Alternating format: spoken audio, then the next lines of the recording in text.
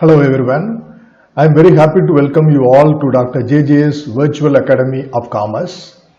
In this video, I am going to deliver a lecture on the topic Advantages and Limitations of Sales Promotion.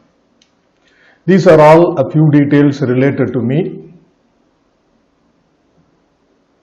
Let's get into the topic. Advantages of Sales Promotion. Sales promotion stimulates in the consumers an attitude of buying the product.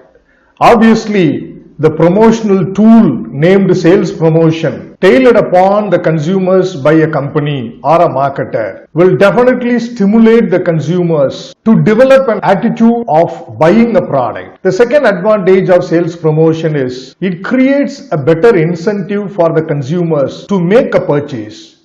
Perhaps sales promotion is a demand creator. Comparing other promotional tools available for the marketers, sales promotion is the best demand creator for the marketing offers of a company. The third advantage is it gives direct inducement to the consumers to take immediate action. Looking at the promotion incentives in the form of sales promotion such as discount, free gifts, buy one get one free and some other sales promotional incentives, definitely the consumers will be induced to take immediate action of buying the product. The next advantage is it is flexible. Yes, obviously sales promotion incentives or activities could be carried out by a company at any stage of a product life cycle depending upon the requirement. The next advantage is sales promotion leads to low unit cost due to large scale selling that results in large scale production. The cost of production per unit will come down. The next advantage is it is an effective supporter of maximizing sales. It helps the salesmen and makes their effort more productive. The sales force of a company will be really supported by the sales promotional activities carried out. It will enable them to promote the products more effectively among the target customers.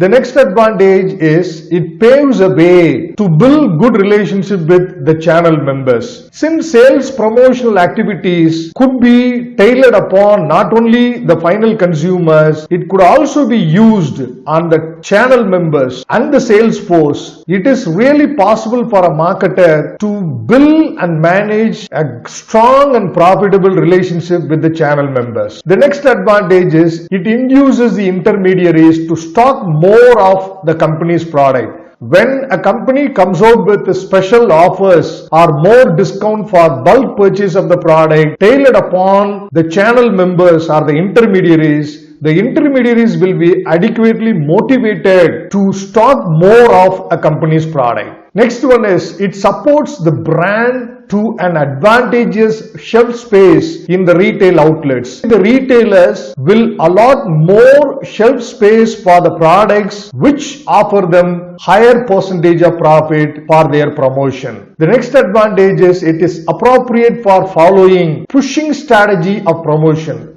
When a company follows pushing strategy of promotion for promoting its product, sales promotion is the best promotional tool which could be tailored upon the channel intermediaries. The next point is it encourages brand switching. Sales promotional activities carried along with the product of a company will definitely motivate the consumers of competing brands to switch over to the brands which are available with high sales promotion incentives. The next advantage is it is very effective for clearance sale. Every product passes through different stages in its life cycle. When a product reaches the end of its life cycle, which could be named as a decline stage, the company should involve in clearance of the stock of the product it has already manufactured. To dispose the stock of the product which is dying in its life cycle, sales promotion is the best tool of promotion. The next advantage is it helps to avoid sales fluctuations. Whenever a company finds sale of a product falls down due to off-season or due to the forces that are from the competitors, sales promotion will be the best tool for the companies to stop drop of sales of such products. The next advantage is it enables to face or overcome the competition. When the competitors for a company come out with sales promotional incentives for their brands to face the competition or to put up the competition from such companies, our company should also come out with similar sales promotion incentives and offers. This is the best way to either face competition or to put up the competition. The next advantage of sales promotion is it is useful to deflect the customers from increase in price. Whenever price of a brand is increased, to stop the target consumers discouraged buying the brand due to increase in price, the company concerned can come out with the sales promotional incentives. By virtue of that, it can very well offer the product at an existing price for a couple of months or for a stipulated period. Later, after preparing the consumers to understand the increase in price, the price reduction in the form of sales promotion could be slowly removed and the consumers will not react negatively towards the increase in price. This is a greater advantage of sales promotion. Next, let's look into the limitations of sales promotion. Sales promotions are only supplementary devices to supplement selling efforts of other promotional tools. It is very, very true. A company cannot make use of sales promotion as the only promotional tool. It could be a supplement for other promotional tools. Perhaps the price reduction, which is a sales promotional activity, could be communicated only through advertisements. So the message of sales promotion could be carried over to the target consumers only by tools like advertising, personal selling, and so on. The next limitation of sales promotion is sales promotion activities are having temporary and short life. Obviously, a company cannot continue to depend upon sales promotional incentives throughout the life of the product.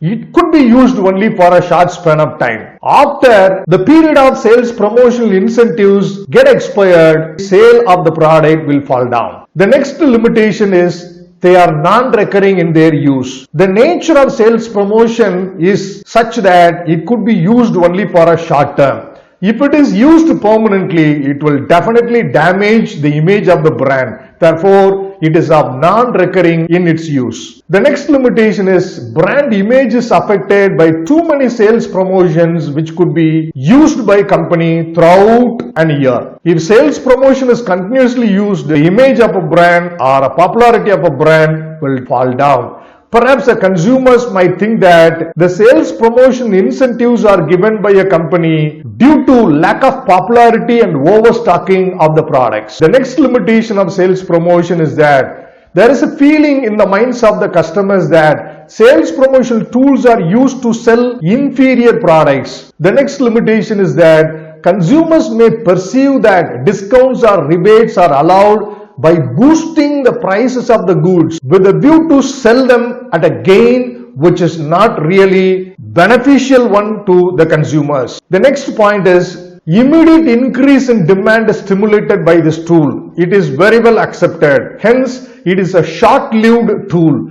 It cannot give a sustained result in terms of a sale of a product. The next limitation is many times sales promotional activities are not designed out of a portion of the profitability. Companies do not really come forward to sacrifice a portion of their profit margin to come out with sales promotional incentives either for the consumers or for the channel intermediaries or for the sales force. Perhaps they try to charge the cost of the sales promotion on the price of the products. Finally, it becomes a burden on the heads of the final consumers. I hope I have done my lecture up to your level of satisfaction. Thanks for your time to watch this video. I'll meet you in another video. Bye for now, everyone.